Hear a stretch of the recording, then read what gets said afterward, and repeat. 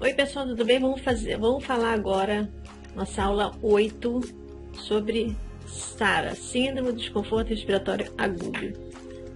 É, eu vou compartilhar a tela aqui com vocês.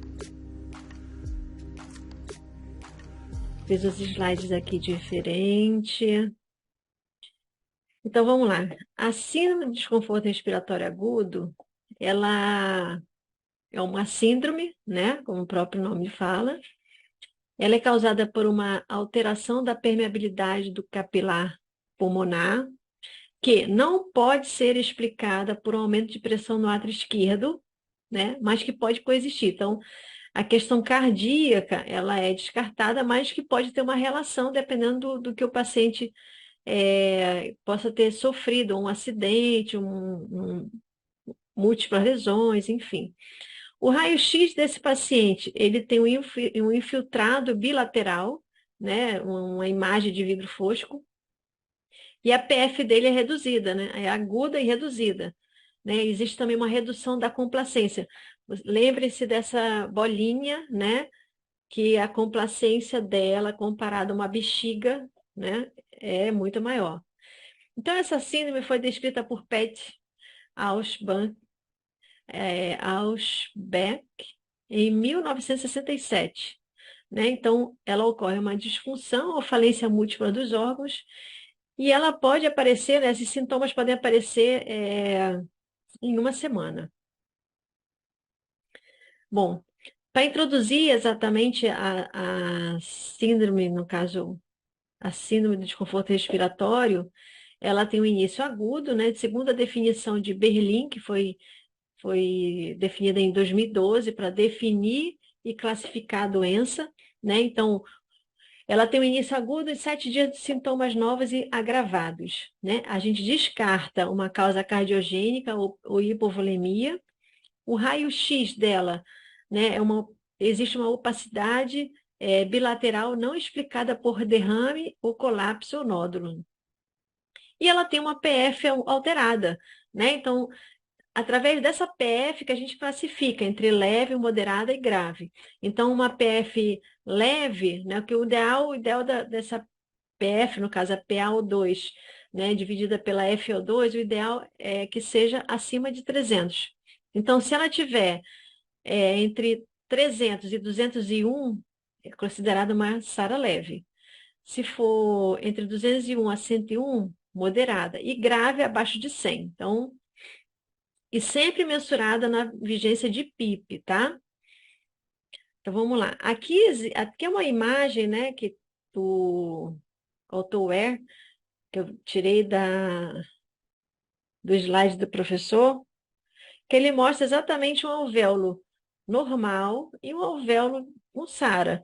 Então você pode perceber aqui, ó, as células pneumócitos do tipo 1, pneumócitos do tipo 2, né, os macrófagos, surfactante, né, o capilar bonitinho, fibroblastos, né, então todo bonitinho, organizado e perfeito. Já do lado de cá, o que que a gente percebe? Um edema, né? Você vê que é muito líquido aqui dentro desse alvéolo, provocando uma necrose das células do tipo 1, uma inatividade dos pneumócitos do tipo 2, a bainha hialina aqui, ó, praticamente não existe, ela está cheia de edema. Você vê que existe uma barreira tão grande aqui, tem líquido aqui dentro da célula, tem líquido fora da célula, e todo um processo inflamatório aí se instalando por conta dessa lesão, né? Então você vê que assim, ó, as células aqui, ó, todas danificadas, então existe uma catástrofe dentro desse alvéolo, né? Vamos lá. Então, qual é o conceito? Ela da SARA, né? Uma insuficiência respiratória aguda grave, então ela tem IRA, né? É produzida por um edema pulmonar inflamatório e um aumento da permeabilidade da membrana alvéolo capilar. Quais são as características da SARA? Um infiltrado bilateral no raio-x do tórax, né? Uma complacência diminuída e o shunt intrapulmonar, alvéolo perfundido, mas não ventilado. Então, esse aumento do shunt O shunt é engraçado, né? É impressionante como é que é explicado o shunt. O shunt é como se fosse o seguinte: é como se várias pessoas comprassem ingresso para uma festa, você chega na porta da festa, todo mundo percebe que o ingresso é falsificado e ninguém entra. É assim que funciona, tá? Para vocês entenderem. E aqui temos o alvéolo aqui, ó, todo, o alvéolo de Sara, que ele está todo demasiado aqui. Então, como que a gente vai classificar, né? Uma hipoxemia arterial leve, né? Uma SARA leve, quando nós apresentamos, né? Uma PF, uma relação entre 300 e 201, é considerada uma SARA leve. E uma PIP de 5, né? Ou 5, mais que 5. E uma mortalidade, nesse caso, uma mortalidade observada em 27% desses pacientes, tá? Aqui tem um detalhezinho, ó. O CPAP, a ventilação com pressão positiva contínua, uma FO2, né, que é a fração inspirada de oxigênio, e a PIP, né, que é a pressão expiratória final positiva. E a gente sempre coleta esse dado, essa PF sobre a PIP, tá? Já a SARA moderada, a PF dela está entre 200 e 101, uma PIP também de 5, né? Acima de 5, acima ou igual a 5. E a mortalidade nesse grupo é observada em 32% desses pacientes. E a SARA grave, né? Que tem uma PF abaixo de 100, né? Sempre também com a PIP, uma mortalidade observada em 45% desses pacientes. Então, você vê que é uma taxa de mortalidade bem elevada, né? A epidemiologia, os resultados, né? 10% dos pacientes da UTI têm SARA, 23% dos pacientes estão em ventilação mecânica, né? E apresentam SARA. Muitos pacientes tratados sem a ventilação mecânica na COVID, né? Tem muitos pacientes com COVID que apresentaram SARA, né? Quais são os fatores ambientais? Fumantes, uso de álcool, hiperalbuminemia, quimioterapia de 6 meses, exposição em poluição de ambientes. Qual a maior prevalência, né, de sexo e raça? Homens têm a maior probabilidade, as mulheres de baixa estatura também, menor probabilidade, negros e hispânicos, maior risco de morte. E os fatores de risco, né? Então, os fatores de risco nós temos divididos aí entre pulmonar, extrapulmonar e novas causas. Então, os fatores de riscos pulmonares pode causar a pneumonia, aspiração de conteúdo gástrico, trauma torácico, né? Uma lesão inalatória ou quase afogamento. Já as causas extrapulmonares, né? Os riscos extrapulmonares é choque, sepse, trauma grave, lesão cerebral aguda, transfusões, pancreatite aguda. E as novas causas, então tem o cigarro eletrônico, que pode causar SARA, olha que horror. Pneumonias bacterianas e virais, fatores genéticos são menos comuns e a COVID, né?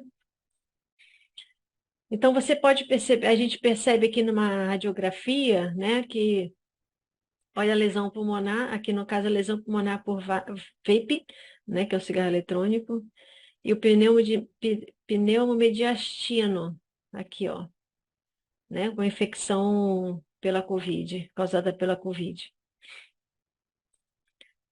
Os fenótipos e os subfenótipos, 30% dos pacientes com SARA têm maior concentração plasmática de citocinas inflamatórias, então é uma causa, uma tempestade inflamatória que ocorre, né? Menores concentrações plasmáticas do fator de coagulação, né? Da proteína C e o bicarbonato, maior prevalência de choque, né? E os resultados clínicos consistentemente piores do que pacientes com subfenótipo caracterizados por marcadores inflamatórios mais baixos.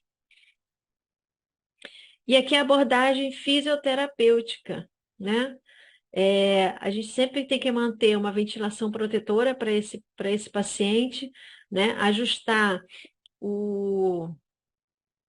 o valor, né, o volume, no caso do volume tolerado, calculando 6 ml por quilo para uma drive pressure menor que 15. A pressão de platô menor que 30 também. A drive pressure dele, no caso, tem que ficar menor que 15, então tem que ver uma PIP que essa drive pressure fique menor do que 15. Se for obeso mórbido, pode ser até 20. Uma mechanical power menor que 20 joules por minuto. Uma frequência respiratória também menor que 20, podendo chegar a 35. Depende do paciente, né? Reduzir o espaço morto instrumental. Manter a razão ventilatória menor que 1,74. Uma FO2 mínima para manter uma PaO2 maior que 65 e uma saturação de oxigênio maior que 92 a 96. A PIP ela deve ser titulada pela maior mecânica com menor repercussão hemodinâmica. E também que permita uma hipercapnia, deixar o CO2 ficar mais alto. Então, dá para fazer esses ajustes aí. A PaCO2 dele tem que ficar menor que 84, desde que o pH dele seja maior que 7,18. Então, é um limite ali. A gente já pode até aceitar uma PaCO2 mais alta, mas o pH ele tem que estar acima de 7,18. Com o pH 7,2, né, é tolerável uma PaCO2 de 79. Então, não há necessidade de ajustes aí. Permitir um certo grau de hipoxemia, né? O mais importante é a oferta tecidual e não a PaO2. Então, ficar de olho, né, na PaO2 não é sempre o mais importante, né? Então, você pode até tolerar um certo grau de hipoxemia, até porque que pulmão de Sara é muito pequenininho. E pronar o paciente precocemente, né? Para ajudar nessa troca gasosa aí.